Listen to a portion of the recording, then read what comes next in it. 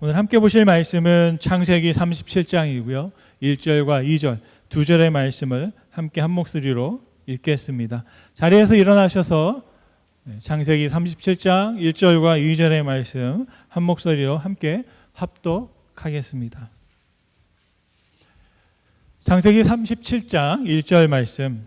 야곱이 가나안 땅 곧 그의 아버지가 거류하던 땅에 거주하였으니 야곱의 족보는 이러하니라.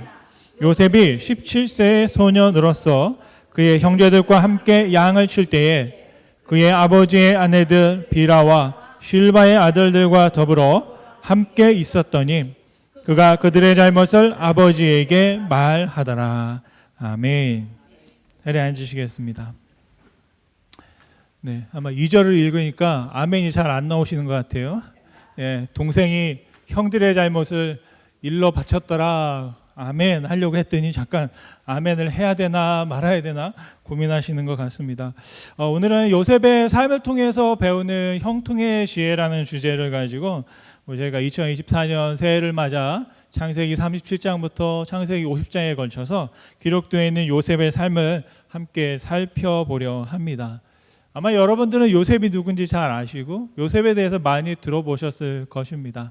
제가 오늘 바라기는 오늘은 또 앞으로는 그 누군가가 들려주는 이야기가 아니라 여러분들이 이 말씀에 기록된 본문의 말씀 속에서 여러분이 요셉을 한번 찾고 요셉이 이런 사람이었구나 라는 사실을 다시 한번 새롭게 우리가 말씀을 통해서 만나볼 수 있겠으면 좋겠다라는 그런 소망을 갖게 됩니다.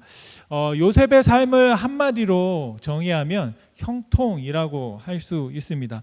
창세기 39장 2절 말씀인데요. 같이 한번 읽겠습니다. 창세기 39장 2절 말씀. 그의 주인, 2절인가요? 네, 3절. 네, 잠깐만요. 네, 저건 3절이고 2절이 있나요? 2절이 없어요. 그럼 제가 읽어드릴게요. 2절 말씀은 여호와께서 요셉과 함께 하심으로 그가 형통한 자가 되어라고 했습니다. 그리고 3절 말씀 또 한번 읽어보겠습니다. 3절 말씀. 그의 주인이 여호와께서 그와 함께 하심을 보며 또 여호와께서 그의 범사에 형통하게 하심을 보았더라. 아멘. 네, 요셉이 형통한 자였다라는 겁니다. 여러분 요셉이 어떤 삶을 살았는지 아는데요. 요셉이 참 불운한 시간을 겪고 있음에도 불구하고 하나님은 요셉을 형통한 자라고 했습니다. 여러분 성경이 말하고 있는 형통이 무엇일까? 이 요셉을 보면 알 수 있습니다. 2절 말씀에는 여호와께서 요셉과 함께 하심으로 그가 형통한 자가 되었다라고 했습니다. 어떻게 되었다고요? 하나님께서 요셉과 함께 하심으로. 저희가 연말에 임마누엘을 가지고 사행시를 지었는데요. 임마누엘의 뜻이 무엇입니까? 하나님이 우리와 함께 하신다. 다시 말하면 형통은 임마누엘이다라는 것이죠. 하나님이 우리와 함께 하시면 우리가 안 될 수가 없다. 하나님께서 하시기 때문에 될 수밖에 없다라는 믿음의 고백이 바로 임마누엘이고 바로 요셉은 그 임마누엘의 삶을 살았던 산 증인이다라는 것입니다. 특별히 3절 말씀에 보면 하나님을 알지 못하고 또 요셉과는 피도 섞이지 않은 전혀 남인 사람들이 자신의 종을 보고 이런 말을 했다는 겁니다. 와, 요셉은 하나님과 함께 하는구나 라는 것입니다. 저희가 소망하기는 여기 계신 한 분 한 분 여러분이 아는 그 어떤 누구가 여러분에게 와, 너는 하나님과 함께하고 있구나. 내가 너를 보니까 하나님과 함께하고 있다는 것이 보여 라고 하는 그런 말과 평가를 들을 수 있으면 좋겠습니다. 우리 한번 좌우의 옆에 분에게 한번 해볼까요? 내가 너를 보니 하나님이 보인다. 한번 해볼까요? 시작. 내가 너를 보니 하나님이 보인다. 하나님이 함께 하심이 보이는구나 라는 겁니다.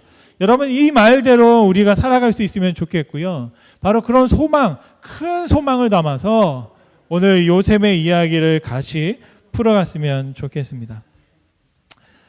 여러분 부모들이 자녀들에게 바라는 것이 무엇일까요? 뭐 여러 가지가 있습니다. 그냥 건강하게만 자라라. 말은 그렇게 하는데 그렇지가 않아요. 또 건강하게만 자라면 너는 하는 게 뭐 이렇게 또 많이 먹는다고 또 구박하고, 그래서 그 건강하게 자라는 것 그 너머에 또 무엇이 있느냐 봤을 때 성공하기를 바라는 그런 부모의 마음이 있습니다. 왜요? 앞으로 살아갈 때 너희가 성공해서 편안한 삶을 살기 원하기 때문에. 그래서 너희가 잘 되기를 바라고 요셉처럼 형통한 자가 되기를 바란다라는 소망을 아마 부모들은 가지고 있을 것이고요. 우리의 아버지 되신 하나님도 우리를 바라보면서 같은 소망을 가질 거예요. 우리가 안 되기를 바라는 하나님이 안 계시죠. 우리가 다 잘 되길 바라고 형통한 삶을 살기를 하나님이 바라실 줄 믿습니다. 세상 사람들도 마찬가지입니다. 다 성공하기 원하고 잘 되길 원합니다. 여러분이 아마 들어보셨을 책이 있습니다. 성공하는 사람들의 7가지 습관이라는 책이 있습니다. 스티븐 코비가 7가지를 말했는데요. 저는 그 중에서 3번째와 5번째가 굉장히 중요한 것 같아요. 첫째는 소중한 걸 먼저 해라. 왜 그래야 합니까? 시간이 제한적이기 때문이에요. 우리에게 시간이 영원하지 않습니다. 살아가는 시간은 정해져 있고 그 안에서 무언가를 해야 되는데 소중한 것을 해야만 더 가치 있게 성공할 수 있다는 것이죠. 그리고 또 중요한 건 마지막 7번째가 뭐냐면 끊임없이 쇄신하라. 계속해서 새로워져라 라는 겁니다. 우리 한자어로 말하면 이렇게 말씀드릴 수 있죠. 여러분 잘 아시는 것처럼 일신, 우일신이라는 게 있습니다. 날마다 새로워져라 라는 겁니다. 인문학에서 말할 때 보면 우리가 서로 사람과 경쟁하지 말아라, 누구와 경쟁하라, 어제의 나와 경쟁하라 라는 말들을 제가 책에서 많이 보았습니다. 저도 그 말에 공감하는 것 같아요. 다른 사람과 경쟁하고 비교하다 보면 제가 자꾸 작아지는 것 같습니다. 할 수만 있다면 저보다 못한 사람과 비교하면 내가 좀 내가 이런 사람이 할 수 있겠지만 세상에는 저보다 더 높고 크고 뭔가 성공적인 삶을 살아가는 사람들이 훨씬 더 많게 저는 느껴집니다. 그래서 그 사람들을 보다 보면 나도 저 사람처럼 되고 싶어라고 생각하기도 하지만 또 반대로는 나는 안 되겠구나라고 포기하기도 할 수 있겠습니다. 그래서 우리가 비교할 때 누구랑 비교하느냐? 어제의 나와 나는 어떻게 어제까지 살았고 오늘은 어제의 나보다 좀 더 나은 나가 되기 위해서 내가 얼마나 노력을 하고 있는가라는 그런 질문을 한번 던지며 살아가면 좋겠다 싶습니다. 그래서 제가 하루 동안에 구체적으로 그럼 어제의 나와 오늘의 나가 뭐가 다른가 봤을 때 저는 하는 게 뭐냐면 내가 쓰고 있는 메모장에 새로운 메모가 추가되었는가라는 걸 항상 봅니다. 어떤 책을 읽고 옮겨 적었거나 아니면 제가 하고 있던 생각들을 좀 다른 생각들을 이렇게 적어 놓거나 그러한 것들을 하는 거예요. 그래서 날마다 밤에 잠에 들기 전에 오늘은 어떤 글을 옮겨 적었는지 또 어떤 새로운 생각을 여기다 적어 두었는지를 봅니다. 만약에 그런 게 없으면 빨리 또 적어야 해요. 생각했던 걸 어떤 거라도 끄집어내서 적어야 돼. 그래서 어제의 나에다가 뭔가 하나 더 더해질 때 나는 좀 더 새로운 사람이 될 수 있겠다 생각을 합니다. 한근태 님이 제가 참 좋아하는 분인데 이분이 그런 말 했습니다. 책에서 기억이 아니라 잊기 위해서 기억한다라고 했어요. 메모를 하는데요. 대부분의 제가 메모할 때는 어떻게든 기억해 보려고 메모를 합니다. 그래서 제 책상에 가면 포스트잇이 많이 붙어 있어요. 여기다도 적어놓고 집에도 뭐 여기도 적어놓고 막 적어놔요. 근데 문제는 나중에 그게 뭔지 못 찾아요. 어디에다 붙여놨는지. 막 그것도 스트레스더라고요. 기억하기 위해서 막 쓰다 보니까 막 잊어버리지 않기 위해서 끙끙거려야 돼서 너무 힘들었어요. 그런데 이분의 말을 듣고 굉장히 편해졌어요. 이제는 메모를 그냥 메모장에 적어놓고 잊어버립니다. 그리고 내가 필요할 때 검색해서 찾게 되는 그런 시스템으로 제가 하고 있어요. 말씀을 준비하면서도 제 메모장에다가 이렇게 뚝 놓고 메모라는 단어를 검색했더니 한 3권의 책이 나오더라고요. 그 중에 하나 나온 책이 이 후회해 버리는 습관이라는 그런 책이었어요. 아마 여러분 새해를 시작하면서 또 한번 여러분 후회하지 않는 인생을 살고 싶은 분들에게는 한번 추천을 해드립니다. 그래서 우리 삶 속에서 정말 후회하지 아니하면서 정말 오늘 하루 또 새로운 하루 또 새롭게 살아가는 인생을 살아가기 위해서 저는 요셉을 통해서 배울 수 있는 점이 많이 있다고 생각합니다. 특별히 요셉은 17살에 충격적인 일을 겪었습니다. 그럼에도 불구하고 그 어려운 중에도 요셉은 그날 하루하루를 새로운 시간으로 채워간 것을 볼 수 있습니다. 왜냐하면 나중에 그의 삶을 보면 알 수 있어요. 저와 여러분이 어떤 어려운 일을 겪거나 힘든 일을 겪을 때는 우리가 자꾸 그 일에 묶여 있을 때가 많습니다. 어떻게 보면 요셉은 나이가 먹더라도 나는 17살 때 형들에게 버림받고 죽임받고 팔려서 노예가 되었던 이 충격적인 사건에 어떻게 보면 요셉은 묶여 있을 수가 있거든요. 그래도 한 발자국도 앞으로 나갈 수 없을 그런 큰 충격을 받았음에도 불구하고 요셉은 그런 어떤 상황에도 불구하고 앞으로 계속해서 자기가 가진 능력과 자기가 하나님과 함께하고 있다는 그 믿음 안에서 자기에게 맡겨진 일들을 종의 신분임에도 불구하고 내가 가나안에서는 아버지의 사랑을 받고 특별한 존재였는데 내가 여기서 이 걸레질이나 하고 있어야 돼 라고 할 수 있는데도 불구하고 요셉은 자기에게 맡겨진 일을 잘 성실하게 감당했습니다. 그랬을 때 요셉이 작은 성공을 경험했고 인정을 받게 되고 아까 처음에 말씀드렸던 것처럼 와, 하나님과 함께하기 때문에 너가 이렇게 하는 일을 잘하고 있구나라는 그런 평가를 듣게 되었습니다. 여러분, 하나님은요 요셉의 하나님이 되어 주셨습니다. 제가 하나님이라면 저는 요셉을 그렇게 크게 신경 쓰지 않을 것 같습니다. 여러분 왜 그렇습니까? 죄송하지만 사람의 인지상정이 그렇잖아요. 여러분은 어떤 사람과 친구하고 싶으세요? 여러분은 어떤 사람과 더 친해지고 싶으세요? 길을 가다가 죄송하지만 집도 없고 또 어려운 가운데 있어서 사람들에게 도움을 청해야만 하는 그런 사람이 있다고 하면 여러분 그분과 여러분 친해지고 싶으십니까? 네. 여기에서는 제가 그런 분들을 자주 많이 못 보지만 좀 따뜻한 동네 가면 굉장히 많거든요. 예.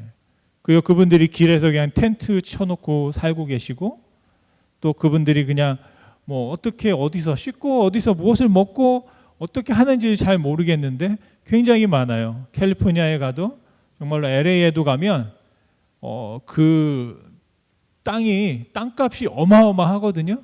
그런데 거기 텐트 칠 그 땅이면 정말 그 몇 평 안 되는 그 스퀘어핏에 뭐 몇십만 불 아니면 몇백만 불 할 정도의 그런 땅에서 그분들이 이제 살고 계세요. 근데 제가 그곳을 지날 때는 어쨌냐면 어떻게든지 부딪히지 않으려고 피해 다녔던 것 같아요. 혹시라도 가까이 가면 해를 당하지 않을까? 혹시라도 또 그분이 저에게 뭔가를 또 하지 않을까? 뭐 그런 생각이 있어서 어떻게든 돌아가야 돼요. 왜냐하면 다운타운에서 어떤 일을 해야 됐고 또 그런 거기에서 무슨 또 볼 일이 있었기 때문에 가게 되면 항상 그분들이 있는 그분들의 집, 거리에 있는 집들을 지나가야 되는 거거든요. 그런데 다양하게 집을 지어놨어요. 카트를 세워서 짓기도 하고 천막을 짓기도 하고 그냥 종이 박스 있죠. 박스 같은 걸 어떻게 잘 쌓아가지고 또 이렇게 하고 뭐 나무로 지은 것도 있고 여러 가지가 있는데 저는 봤을 때 그분들이 지나간다고 와 여기 계셨어요 하고 환영하거나 제가 그분들에게 가서 막 가깝게 친구처럼 지내자라고 했던 적은 없는 것 같아요. 딱 한 번 추수감사절 때 그 선교회에서 그분들에서 거리에서 이제 급식을 할 때가 있습니다. 그런데 이제 요즘에는 법으로 또 그게 금지돼 가지고요. 거리에서 이제 못 하게 돼 있어요. 그냥 정해진 장소에서 실내에서 부엌 있는 곳에서 하게끔 되어 있는데 그때까지만 해도 거리에서 배식을 할 수 있었어요. 그러면 저희가 막 그 불고기 같은 거 해가지고 밥하고 같이 가서 막 이제 나누어 드리고 하면 굉장히 뭐 그렇게 이제 가까이서 뵌 적은 있지만 그분과 연결이 돼서 긴 관계를 맺고 싶다라는 그런 생각은 하지 못했던 적이 있습니다. 저는 그 요셉의 삶을 봐도 마찬가지가 아닐까 싶습니다. 지금 요셉은 어떤 사람이냐? 철없는 17살, 혈기왕성했지만 홀로 그것도 애굽에 종으로 팔려와 있는 그 아이를 하나님은 눈여겨보셨고 오늘 다른 사람들이 말한 것처럼 하나님이 요셉과 함께 하셨다라는 것입니다. 저는 이 부분이 저에게는 굉장히 큰 은혜가 되었습니다. 저와 여러분들이 하나님을 믿고 또 하나님 앞에 축복을 받고 하나님께 사랑을 받고 또 더 나아가서는 하나님께 인정받으려고 하는 노력들을 꽤 많이 합니다. 그래서 우리가 신앙생활 한다는 건 뭐냐면 우리 하나님을 기쁘시게 한다. 그래서 하나님을 기쁘시게 하면 하나님이 나에게 무언가를 허락해 주실 거야 라는 그런 어떤 막연한 생각들을 합니다. 그런데 실제적으로 신앙적으로 볼 때 그리고 성경이 우리에게 주고 있는 하나님은 어떤 분이냐면 여러분들이 잘 되는 것도 좋지만 여러분들이 안 되었다고 해서 또 여러분들이 사람들로부터 인정받지 못하는 상황 또 여러분들이 어려움을 겪고 있다고 해서 우리를 피하거나 외면하는 하나님이 아니시다라는 사실입니다. 그래서 우리는 하나님께 나아가기 위해서는요, 교회에서나 말씀을 통해서 우리가 가끔 오해를 전달할 때가 있어요. 내가 착한 아이가 돼야 돼. 네가 말 잘 듣는 순종적인 그런 신도가 돼야 돼. 너희가 어떤 뭐가 되면 하나님께서 너희를 예쁘게 봐줄 거야. 근데 성경은 그렇지 않습니다. 성경은 있는 모습 그대로 그렇다고 우리가 막 살아야 돼 그런 말은 아닌 거죠. 우리가 어떤 상황에 있든지 간에 하나님은 우리의 하나님이 되어 주시는 줄 믿습니다. 저와 여러분들이 정말로 잘 될 때나 아니면 몸이 아파서 연약해질 때나 아니면 실망하고 좌절할 때나 또 때로는 실패해서 다시 주저앉아 있을 때에도 하나님께서는 여전히 나의 하나님, 우리의 하나님이 되어 주시는 줄 믿습니다. 바로 하나님이 그렇게 요셉의 하나님이 되어 주셨기 때문에 바로 요셉이 형통한 자의 삶을 살아갈 수 있었다라고 믿습니다. 그래서 요셉의 삶을 통해서 제가 오늘 본문의 말씀에서 한번 천천히 살펴보고 싶은 것은 뭐냐면 요셉은 하나님 앞에 그리고 사람들 앞에 자기에게 주어진 그 상황에 굉장히 순종적으로 순응하며 살았다라는 모습을 볼 수가 있습니다. 내가 어떻게 바꿀 수 없는 것들에 대해서는 요셉이 다 받아들였습니다. 자기가 팔려갔고 자기 상황이 어려움에 처했지만 그런 상황 가운데에도 그는 그 상황에 순응했고요. 또 한편으로는 그 순응하는 한편 내가 또 할 수 있는 것이 있다면 그것에는 또 적극적으로 변화를 시도했던 것을 볼 수가 있습니다. 요셉에게 주어진 운명이 있는데요. 그 첫 번째 운명은 뭐냐면 요셉은 야곱과 라헬의 아들이었다라는 것입니다. 아마 여기 계신 분들 중에 부모님을 선택한 분은 없을 거예요. 태어나 보니까 내 앞에 있는 이분이 내 아버지고 내 앞에 이분이 어머니였던 것이죠. 여러분이 태어나기 전에 나는 여기 이런 아빠 밑에서 이런 집에서 태어나고 싶어요라고 말씀하신 분은 생각하고 오신 분은 없을 줄로 믿습니다. 죄송한 말이지만 저는 혹시 그렇게 선택의 기회가 있었다면 어땠을까라는 생각들을 한번 해보게 됩니다. 와, 제 친구 집을 보면서 내가 저 집에 태어났다면 저 엄마 아빠의 아들이었다면 어땠을까라는 생각을 해본 적이 저만 있나 봐요. 여러분은 없으신가 봐요. 여기 지금 우리 아들들이 있는데 아들들이 그런 생각을 해보지 않았을까 싶습니다. 이 목사의 가정이 아니라 어디 회사 사장님의 아들로 태어났다면 어땠을까? 뭐 그런 생각들을 해보지 않았을까 싶습니다. 그런데 여러분 생각은 자유예요. 근데 중요한 건 아무리 생각해도 바꿀 수가 없어요. 네. 아무리 생각해도 내가 내 부모를 바꿀 수는 없다는 거죠. 그럴 때는 이러면 어떻게 해야 됩니까? 그것을 받아들이게 된다라는 것입니다. 요셉의 어머니는 라헬이었고요. 이 라헬은 요셉이 이렇게 연도를 계산해 보니까 10살 때 라헬이 그 동생 베냐민을 낳다가 죽었던 것을 말씀을 통해서 볼 수 있습니다. 그래서 보면 형제들이요. 두 번째로 형제들이 요셉에게는 굉장히 많았어요. 10명의 형이 있고 1명의 아들이 있고 자기가 11번째입니다. 여러분 형들이 많은 가정 혹시 여러분 막 형제자매가 많은 가정에 자랄 때 여러분 어떠셨어요? 저는 뭐 그런 저와 저 남동생 둘만 있기 때문에 그런 걸 경험해보지 못했는데 막 형제와 자매가 많은 가정이 있더라고요. 근데 그 가정을 보면 밥 먹을 때 아주 전쟁을 한다고 그래요. 음식을 딱 놓으면 빨리 먹어야 된다는 거죠. 누가 먹기 전에. 예, 아마 예전에 어릴 때는 그렇게 아마 살았다고 그래요. 그런데 요셉도 비슷하지 않았을까 싶습니다. 많은 형들이 있어서 든든하기도 했겠지만 그 형들 밑에서 막내로 살아가기 때문에 또 허드렛 일을 다 하지 않았을까라는 생각을 합니다. 한국에 있으면 군대라는 걸 가잖아요. 그래서 군대 갈 때 하는 말이 뭐냐면 줄을 잘 서야 된다라고 합니다. 왜냐하면 줄을 어떻게 서냐에 따라서 내가 어디로 갈지가 막 정해집니다. 뚝뚝 잘라가지고. 저도 줄을 엄청 잘 섰어요.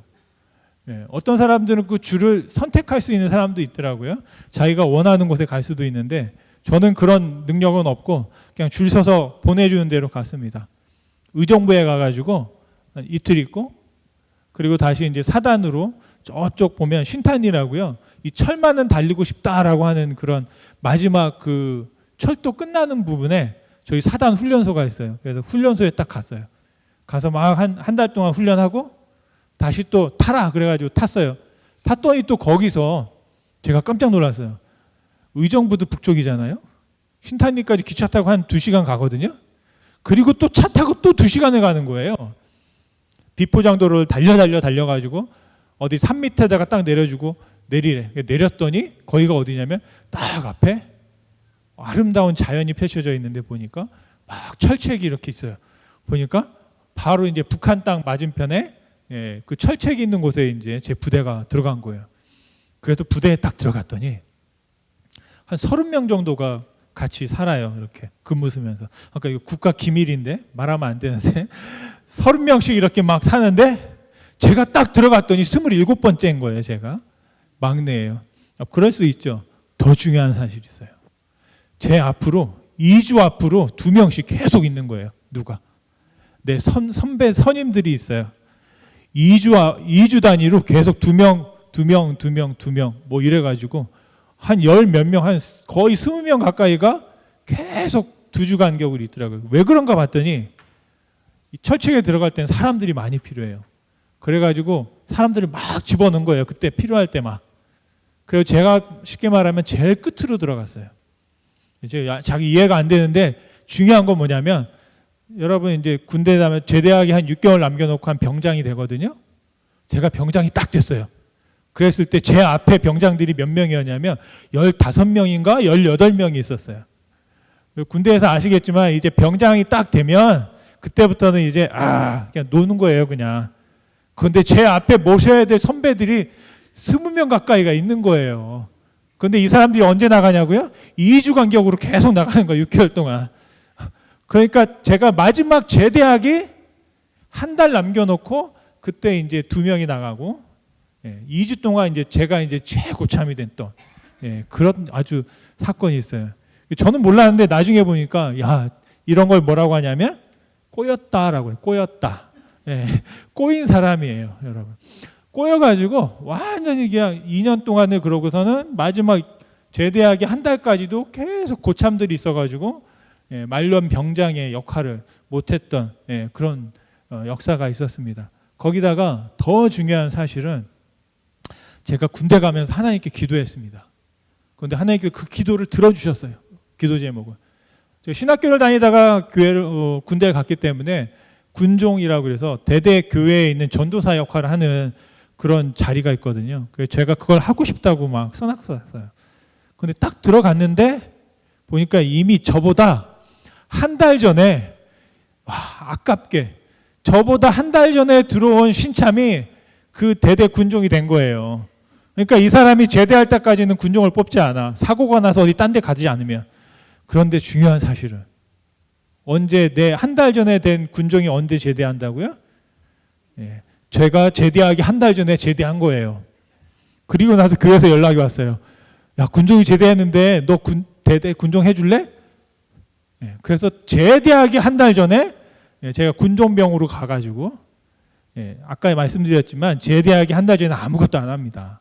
그런데 그때 가서 전도사 하겠다고 제가 마지막 병장 때 말년 한 달을 남겨놓고 그 일을 했고 밤마다 원래 근무도 안 서는데 커피랑 초코파이 들고 다니면서 위문하면서 그 밤에 다니고 했던 하나님께서 기도를 들어주셨는데 마지막 한 달 남겨놓고 들어주셨다는 그런 일이 있습니다. 이런 걸 또 뭐라고 하냐면 꼬였다라고 하는 거죠.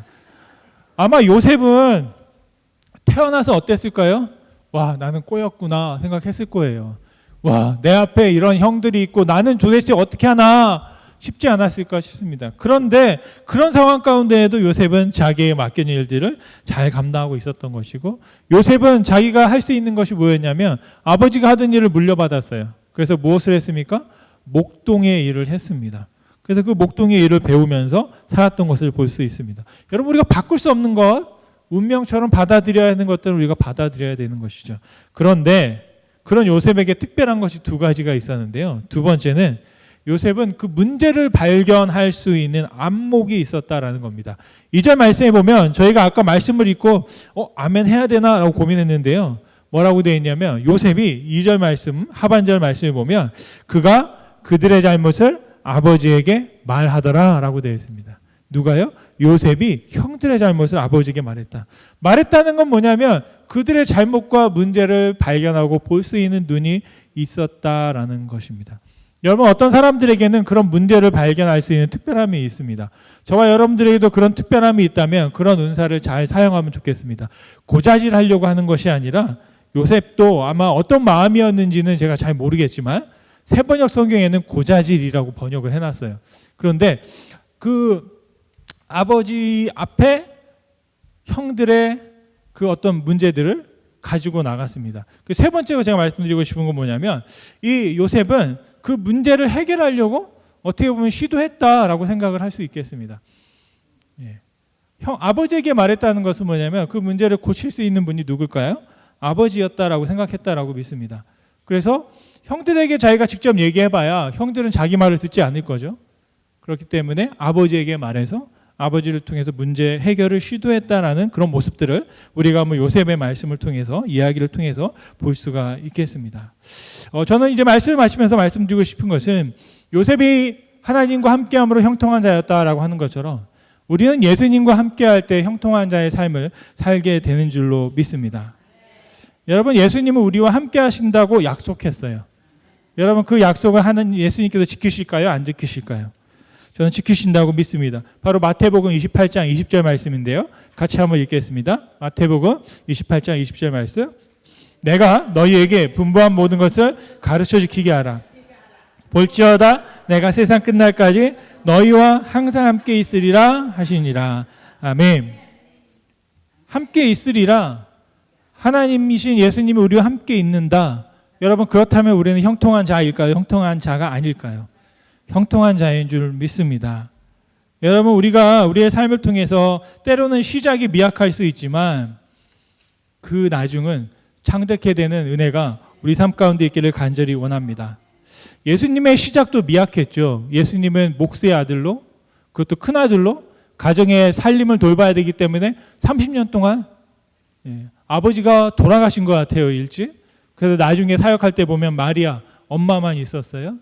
그러니까 자기 동생들 다 이제 예수님의 제자가 되고 그러면서 또 자기 사촌들까지 같이 이렇게 사역에 감당하는데 그 전까지는 함께 자기에게 맡겨진 운명과 삶을 위해서 생활에 열심히 목수의 일을 했던 걸 볼 수 있습니다. 그렇게 요셉도 시작은 아주 미약했지만 나중엔 창대하게 된 거죠. 여러분, 욥기서 8장 7절 말씀인데요. 같이 한번 읽어보겠습니다. 시작.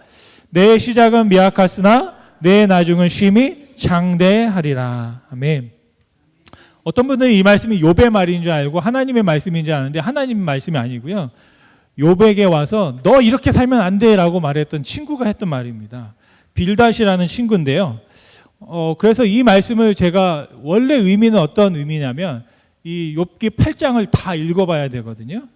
제가 한번 읽어드릴게요. 아마 이 의미를 알면 여러분 어떤 집에다가 이 말씀을 안 붙여놓을 것 같아요. 원래 의미는 뭐냐면 친구가 이렇게 말하는 거예요. 하나님이 사람에게 불우한 일을 할 수 있겠냐? 불의한 일을. 너의 자식들이 잘못했으니까 하나님이 벌 준 거야. 이게 욥기 8장 4절 말씀입니다. 내가 정말로 청결한 마음과 정직한 마음으로 하나님을 찾았다면, 그리고 나서 그 다음에 이어지는 말씀이 이 말이에요. 네가 정말 착하게 살았으면 내 시작은 미약했지만 하나님이 내 나중은 창대케 해 주셨을 거야. 그런데 지금 봐라. 너에게 문제가 있는 거야. 왜 하나님 탓을 하고 있어? 라고 하는 게 이게 원래 의미에 진짜 그 들어가 있는 말입니다. 그런데 여러분 놀라운 사실 아세요? 친구가 뭐라고 그래요? 야, 네가 잘 살았으면 하나님이 이렇게 하겠어? 네가 잘 살았다면 네 시작은 미약했지만 나중은 창대하게 됐을 거 아니야? 그랬는데 놀라운 사실은 이 친구가 말한 대로 됐어요. 나중에 욥기서 42장 마지막 장에 보면 어떤 일이 벌어집니까? 다시 하나님께서 욥에게 창대하게 형통하게 복을 내려주시고요. 욥이 잠깐 동안 고난받았지만 그 이후로 살아낸 세월이 140년입니다. 그래서 140년 동안 하나님께서 욥을 축복하셔서 욥이 죽을 때는 자기 밑에 4대까지 자손들이 있는 것을 보고 하나님께서 마지막 순간까지 축복하시고 그 축복을 누리며 살았다라고 되어 있습니다. 다시 말하면 이 빌닷이라는 친구가 이 욥을 막 긁으려고 정말 저런 친구가 있을까 싶은데요. 했던 말이 결국에는 하나님께서 그 말씀을 들으시고 우리에게 이루어 주신 줄로 믿습니다. 그런데 여러분 이 말씀을 잘 보셔야 돼요. 내 시작은 미약하였으나 가만히 그냥 뒷짐지고 있으면 알아서 잘 될 거야 라는 게 아닙니다. 세상에 나와 있는 우리 교수님들도 인문학에서도 이런 말을 합니다. 유용만 교수가 이런 말을 했습니다. 아마 이 성경을 알고 이 성경에 있는 이야기를 인용한 것 같아요. 시작은 미약하지만 매일 진지한 실천을 반복하면 인생의 어느 시점에서는 생각지도 못한 반전이 시작된다라고 말했습니다. 여러분, 저와 여러분들에게 주어진 삶, 우리가 순응해야 되고 따라야 할 삶이 있는 줄 믿습니다. 여러분에게 주어진 그 삶을 한번 진지하게 바라보십시오. 여러분이 지금 함께하고 있는 여러분의 가족들, 여러분의 아들과 딸을 우리가 바꿀 수 없잖아요. 그렇다면 그 아들과 딸을 바라보면서 어떻게 할까요? 하나님을 한번 바라볼 수 있겠으면 좋겠습니다. 저와 여러분이 신앙생활하고 있는 교회와 여러분이 일하고 있는 학교와 우리에게 주어진 상황들이 있습니다. 그 상황들이 녹록하지 않을 수도 있지만 그 상황을 한번 자세하게 또 그리고 한번 진지하게 바라보면서 그 안에서 우리가 좀 더 나은 방향으로 나아갈 수 있는 것이 있다면 그 방향을 향해서 한 걸음 한 걸음 새해를 맞아 여러분이 출발할 수 있으면 좋겠습니다. 2023년의 끝에서 2024년이 시작되었습니다. 영어에 보면 end가 있잖아요. end와 end 사이에 end가 있다는 말이 있어요. end와 end 사이에 end가 있어요. 끝과 끝 사이에는 그리고가 있다는 것이죠. 그래서 무언가가 끝나면 그리고 새로운 시작이 펼쳐진다라는 것입니다. 오늘 1월 14일이 끝나고 여러분에게는 15일이 우리에게 주어질 텐데요. 정말 이렇게 주어지는 하루하루가 2024년이 여러분이 새롭게 시작할 수 있는 기회로 하나님의 형통의 삶을 살아가는 경험할 수 있는 그런 삶으로 채워질 수 있기를 간절히 소원합니다. 정말 우리에게 주어진 삶에 순응하면서 또 하나님의 인도하심을 따라서 하나님과 함께하고 예수님과 함께함으로 형통의 삶을 살아갈 수 있는 저와 여러분 되시기를 간절히 축원드립니다.